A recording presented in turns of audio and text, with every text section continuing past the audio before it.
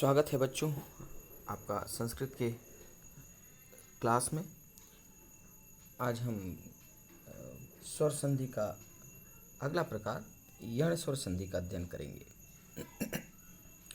अब तक जो आपने संधि के प्रकार देखे हैं, दीर्घ, गुण और वृद्धि, ये तीनों का प्रकार एक समान था, क्योंकि इसमें प्रथम शब्द का अंतिम वर्ण और द्वितीय शब्द का प्रथम वर्ण दोनों मिलकर परिवर्तित हो जाता था। इनमें विकार उत्पन्न होता था। लेकिन आगे के जो हम प्रकार देखेंगे उसमें प्रथम शब्द के अंतिम वर्ण के साथ द्वितीय शब्द के प्रथम वर्ण के जुड़ने पर द्वितीय वर्ण के प्रथम वर्ण में कोई परिवर्तन नहीं होगा और प्रथम शब्द का अंतिम वर्ण अपना रूप बदल देगा। कहने का तात्पर्य कि दोनों मिलकर परिवर्तन नहीं होगा, केवल एक स्वर प्रथम शब्द का अंतिम वर्ण ही अपना रूप बदल लेगा, द्वितीय शब्द का प्रथम वर्ण अपने स्थान पे यथावत रहेगा। कैसे, आइए देखिए, इसका अध्ययन करें। नियम अभी तक हमने देखा था कि अ और आ के साथ गुण में हमने देखा था कि ई उ री जुड़ता है तो क्या होता है, और उसी अ आ के साथ ए ओ औ जुड़ता है तो क्या होता है। अब हम देखेंगे इसके बाद अ आ के बाद अर्थात ई और उ के साथ कोई भी भिन्न वर्ण जुड़ता है तो क्या होता है। कहने का तात्पर्य यह है, ई या उ के साथ ई के साथ ई नहीं जुड़ना चाहिए, उ के साथ उ नहीं जुड़ना चाहिए। क्यों? क्योंकि यदि समान वर्ण यदि जुड़ता है तो दीर्घ हो जाएगा। तो ई या उ के साथ यदि कोई भिन्न वर्ण, उसके अलावा कोई दूसरा वर्ण जुड़ता है तो ई जो है वो य बन जाता है और उ व बन जाता है। इसमें द्वितीय शब्द का प्रथम वर्ण जो भिन्न वर्ण जुड़ रहा है उसमें कोई परिवर्तन नहीं आता। तो ई के साथ भिन्न वर्ण जुड़ता है तो ई य बन जाता है, और उ के साथ भिन्न वर्ण जुड़ता है तो उ व बन जाता है। यही नियम है, आप नियम देख सकते हैं। यदि पूर्व पद का अंतिम वर्ण ई उ री हो और उत्तर पद का प्रथम वर्ण विजातीय हो, विजातीय से तात्पर्य है भिन्न स्वर, अर्थात ई उ री के असमान स्वर हो तो ई के स्थान पे य, उ के स्थान पे व और री के स्थान पे र हो जाता है। ठीक है, तो एक एक करके इनको देखते हैं। पहला जैसा था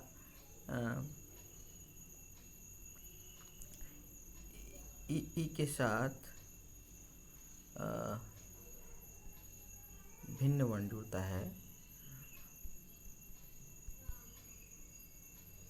तो ई य बन जाता है। ई के साथ भिन्न वर्ण जुड़ता है तो ई य बन जाता है, और जो भिन्न वर्ण है उसमें कोई परिवर्तन नहीं होता है, ये अपने स्थान पर ही रहता है। ठीक है, अब देखिए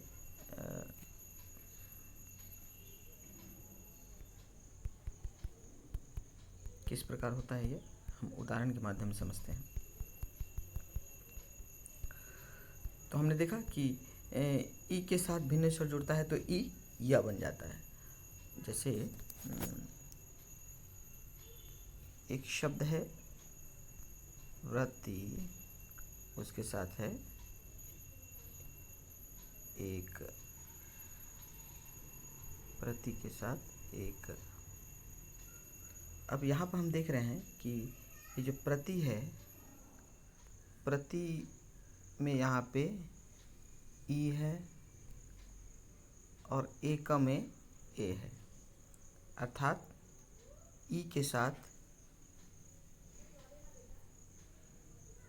ए जुड़ रहा है, ई के साथ ए जुड़ रहा है, मतलब ई के साथ ई नहीं जुड़ रहा है, ई के साथ भिन्न स्वर जुड़ रहा है। तो क्या होगा, ई जो है वो य बन जाएगा। य बन जाएगा। और जैसे मैंने कहा कि द्वितीय पद में कोई परिवर्तन नहीं होता है, तो इस य के साथ ये ए जुड़ जाएगा। तो य के साथ ए जुड़ के क्या बना, ये य के साथ ए जुड़ के ये बना, तो बन गया शब्द प्रत्येक। शब्द बना प्रत्येक।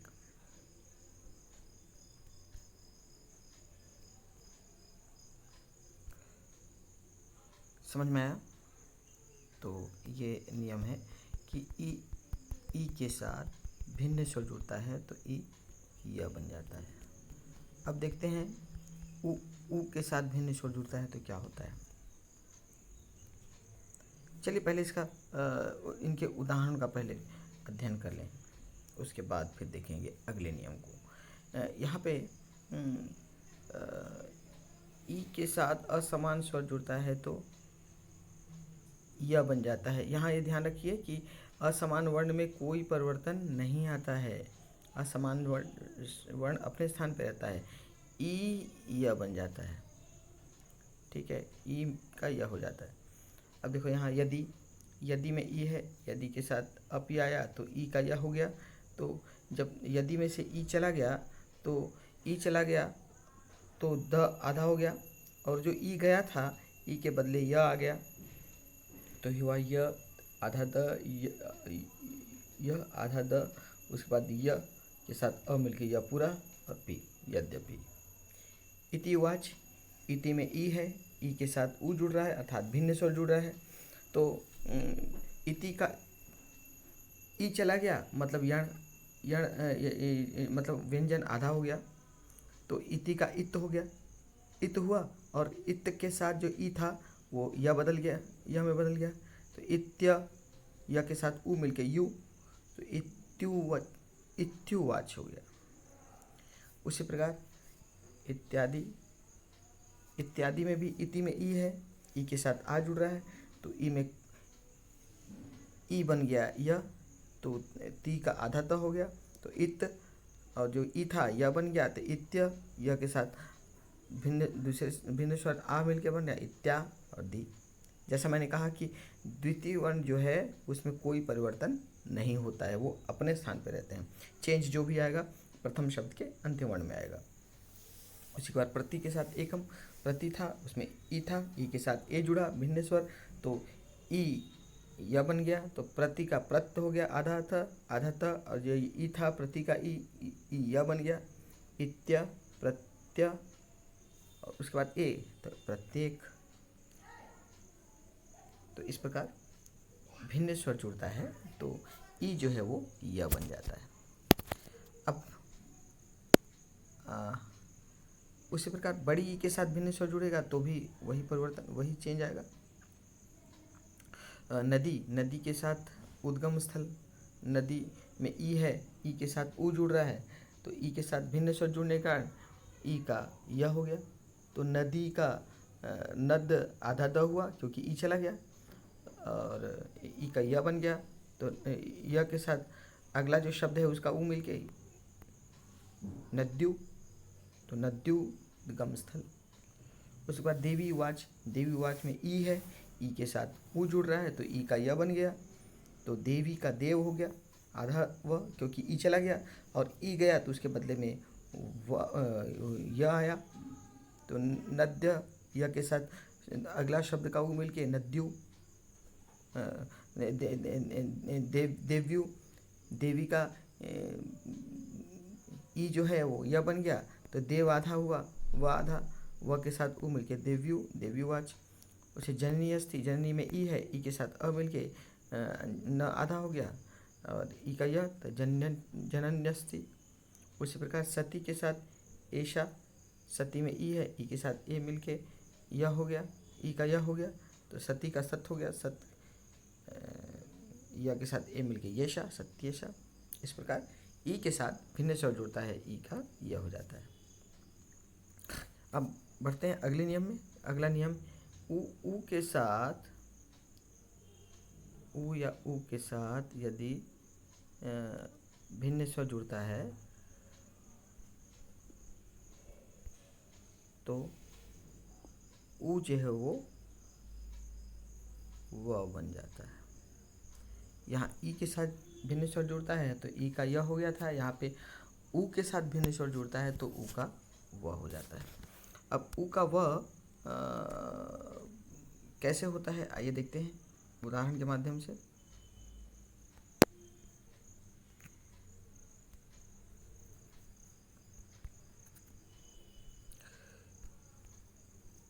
यहाँ आप देख सकते हैं गुरु है, गुरु, उसके साथ आदेश है, आदेश का आ, गुरु का उ और आदेश का आ, अर्थात उ के साथ आ जुड़ रहा है। तो जब उ के साथ आ जुड़ेगा मतलब भिन्न स्वर है, तो जब भिन्न स्वर होगा तो आ में कोई परिवर्तन नहीं होगा, आ अपने स्थान पर रहेगा और उ व बन जाएगा। वहाँ ई य बन गया था, यहाँ उ व बन जाएगा। तब क्या है, गुरु था तो गुरु में से र आधा हो गया क्योंकि उ चला गया, तो उ चले जाने के कारण र आधा हो गया और उ व बन गया। तो गुरु व के साथ आ, दूसरे शब्द का प्रथम स्वर आ, तो गुरुवादेश तो हुआ गुरुवादेश। उसी प्रकार अनुअय, अनुअय, तो अनुअय में हम देखते हैं उ है, अनुअय में उ है, उ के साथ अ जुड़ रहा है मतलब भिन्न स्वर जुड़ रहा है तो उ व बन गया। तो अनु था तो न आधा हो गया और उ का व हो गया, तो अन्व, व के साथ अगला शब्द का अ जुड़ के अन्वय तो बना अन्वय। गुरुवाकृति, गुरुवाक उ है, उ के साथ आ मिला तो गुरु का गुरु हो गया और उ का व तो गुरुवाकृति। उसी प्रकार सु अल्प, सु में उ है, उ के साथ अ है भिन्न स्वर तो सु आधा हो गया आधा स और उ का व तो व के साथ अ मिल के पूरा व तो बना स्वल्पम। उसी प्रकार दीर्घ स्वर में भी वधु के साथ आगमनम, आगमनम, वधु में बड़ी उ है, बड़ी उ के साथ आ जुड़ रहा है तो उ का व हो गया, तो वधु का वध हो गया आधा ध और उ का व बन के व के साथ आवा तो बना वधुआगमनम, वधु आदेश। उसी प्रकार वधु के उ के साथ आदेश का आ मिलने पर उ का व हो गया तो बना वधु आदेश। इसके बाद री के साथ यदि असमान स्वर जुड़ता है तो री र में बदल जाता है। अगला नियम, री, री के साथ भिन्न स्वर जुड़ता है तो री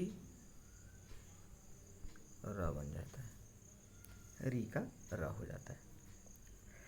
अब देखिए उदाहरण, यहाँ है मातृ, मातृ में हम देखते हैं मातृ में री है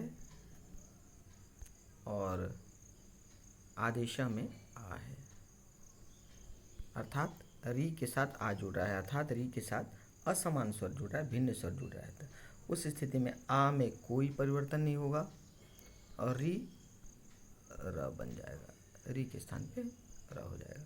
तो जब री के स्थान पे र हो गया तो मातृ, तो री की जगह र हो गया तो मात्र र के साथ अगला शब्द का आज मिलकर बना मात्रा तो बना मात्रादेश। उसी प्रकार पितृ, पितृ के री का र हो गया तो र के साथ आ मिलके रा तो हो गया पित्राज्ञा, पित्राज्ञा। इसी प्रकार भिन्न स्वर जब री के साथ मिलता है तो उसका र हो जाता है। तो इस प्रकार ये यण स्वर संधि मुझे विश्वास है कि आपको समझ में आ गया होगा। इसके बाद बढ़ते हैं आगे अयादि स्वर संधि की ओर। अयादि स्वर संधि भी वास्तव में यण स्वर संधि का ही परवर्ती रूप है। जैसे हमने यण स्वर संधि में देखा कि ई या उ के साथ भिन्न स्वर जुड़ता है तो क्या परिवर्तन होता है। ये उसके बाद का है। अब ई उ री हो गया, इसके बाद बचा क्या? ए ऐ ओ औ। अर्थात ए ऐ ओ औ के साथ यदि भिन्न स्वर जुड़ता है तो उसमें जो परिवर्तन होता है वो होता है अयादि स्वर संत के अंतर्गत। तो नियम देखें, यदि ए ऐ ओ औ के बाद कोई अन्य स्वर आए तो ए का अय हो जाता है। जैसे यहाँ ई का य हो गया था, उ का व हो गया था, उसी प्रकार ए का अय हो जाता है, ऐ का आय हो जाता है, ओ का अव हो जाता है और औ का आव हो जाता है। ठीक है, तो ए ऐ ओ औ के साथ यदि कोई दूसरा स्वर जुड़ता है तो ए अय बन जाता है। अच्छा, भिन्न स्वर में कोई परिवर्तन नहीं होता, केवल ए अय हो जाता है। तो ए अय हो जाता है, ऐ आय हो जाता है, ओ अव हो जाता है और अव आव हो जाता है। अब देखिए कैसे, ये उदाहरण में है ने के साथ अनम। तो जब हम ने देखते हैं तो इसके अंत में है ए, ने के अंत में ए है, और उसके साथ अनम जब देखते हैं तो यहाँ पे प्रथम वर्ण है अ, मतलब ए के साथ अ जुड़ रहा है, मतलब ए के साथ भिन्न स्वर जुड़ रहा है। तो अ में कोई परिवर्तन नहीं होगा, अपने स्थान पे रहेगा अ, और ए जो है वो ए अय बन जाएगा, ए अय बन जाएगा और अ में कोई परिवर्तन नहीं होगा। अब देखो यहाँ पे ने था तो ने में से ए चला गया तो बचा आधा न। तो आधा न के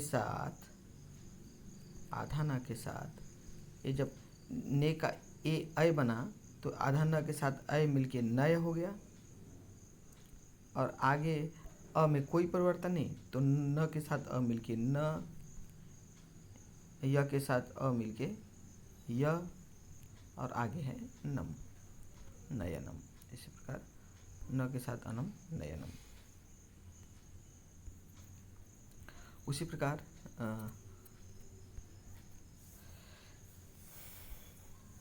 शे के साथ अनम, शयनम, चे के साथ अनम, चयनम, ने के साथ अति, नयति। इन सब में हम देख रहे हैं ए जो है वो ए अ के साथ जुड़ रहा है तो अय हो गया है सब में देखो नयनम, शयनम, चयनम, नयति। तो अ जुड़ने के कारण ए का अय हो गया है, ए का अय हो गया है और शेष वर्ण अपने स्थान पे है। केवल ए जो है प्रथम शब्द का अंतिम वर्ण वही अय में बदला है। उसी प्रकार ऐ के साथ यदि कोई भिन्न स्वर जुड़ता है तो ऐ का आय हो जाता है। यहाँ देखिए गए के साथ अनम, जब हम देखें इसको तो गए में है ऐ, गए में ऐ है और उसके साथ जुड़ रहा है अनम का अ। गए का ऐ के साथ अनम का अ, अर्थात ऐ के साथ भिन्न स्वर है तो ऐ जो है वो आय हो गया, ऐ आय बन गया। और अनम में कोई परिवर्तन नहीं, तो गए के साथ गए का अय, गए के अय का आय हो गया तो बचा इधर आधा ग, तो आधा ग के साथ आगा, और य के बाद जो अगला शब्द है उसका अ मिलके यनम, तो गायनम। उसी प्रकार नय के साथ अय, नायक, नय का अय का आय हो गया तो नय का नाय हुआ और आगे अक नायक। गय के साथ अकह गायक, गय का जो अय है वो आय बन गया तो गय का गाय हुआ और उसके साथ अकह गायक। सय के साथ अकह मिलके सय का साय और उसके साथ अकह सायक। उसी प्रकार अगला ओ के साथ जब भिन्न स्वर जुड़ता है तो ओ का अव हो जाता है। ओ के साथ भिन्न स्वर जुड़ के ओ का अव हो जाता है। अब देखिए पहले भो के साथ अनम, तो हम भो के साथ अनम जब देखते हैं तो यहाँ पे है ओ, भो का ओ और अनम का अ, भो का ओ और अनम का अ। तो अनम में कोई परिवर्तन नहीं, ये जो ओ है वो ओ बन गया अव, वो अव बन गया। तो जो भो था उसमें से ओ चला गया और उसके जगह पे आया अव, तो जो भो था वो हो गया आधा भ। तो आधा भ के साथ जो ओ के बदले अव आया है उसका अ मिलके भो का भव हो गया और आ गया अनम भवनम। उसी के बाद पो के साथ अन, पवन, भो के साथ अति, भवती, और भो के साथ इत्रम, भवित्रम। तो यहाँ हम देख रहे हैं कि ओ का केवल अव हुआ है, शेष कोई परिवर्तन नहीं है। उसी प्रकार औ के साथ जब भिन्न स्वर जुड़ता है तो औ का आव हो जाता है, ओ का अव होता है और औ का आव हो जाता है। नौ इका में औ है, औ के साथ ई है, मतलब औ के साथ भिन्न स्वर, तो औ का आव हो गया, औ का आव। तो नौ था, उसमें औ चला गया, आया आव नौ के बदले, तो नौ का नाव, और उसके आगे ई का है तो नाविका। उसी प्रकार पौ का पाव और अनम, पावनम, भव का भाव, उकह, भावुकः, और पौ का पाव, अकह, पावकः। इस प्रकार अयादि स्वर संधि में ए ऐ ओ औ के साथ यदि भिन्न स्वर जुड़ता है तो ए ऐ बन जाता है, ओ औ बन जाता है, औ आव बन जाता है, ओ अव बन जाता है, और औ आव बन जाता है। इस प्रकार यण और अयादि संधि दोनों एक दूसरे से मिलते जुलते हैं। यदि एक समझ में आ गया, बस समझना यह है कि शेष जो अन्य संधि है दीर्घ, गुण और वृद्धि, उसमें दोनों स्वर मिलके जो जुड़ रहे हैं, दोनों स्वर मिलके रूप बदल जाता है। यहाँ पे यण और अयादि में द्वितीय स्वर में कोई परिवर्तन नहीं होता है, केवल प्रथम जो स्वर है वो अपना रूप बदल लेता है। तो मिलते हैं अगली क्लास में संधि के अगले नियम पूर्व रूप स्वर संधि के साथ। नमस्कार।